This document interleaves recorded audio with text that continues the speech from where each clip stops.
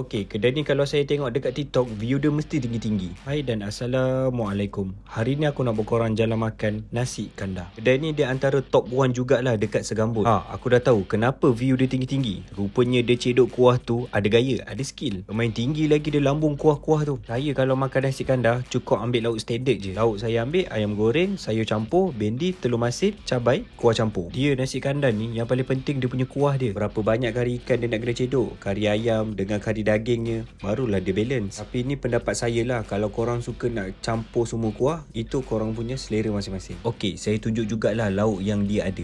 Ada ayam bawang, ayam masak kicap, ayam 3 rasa, daging rendang, perut kambing, ayam ros, ayam madu, lepas tu dengan ada lamb shank. Kat sini lamb shank dia jual seketul RM25. Okey, saya sambung balik lauk yang dia ada. Ada telur sotong, sotong sambal, udang sambal dan macam-macam lagi. Okey, lokasi dia dekat AFC Ali Nasi Kandar Segambut. Walaupun pun enjoy.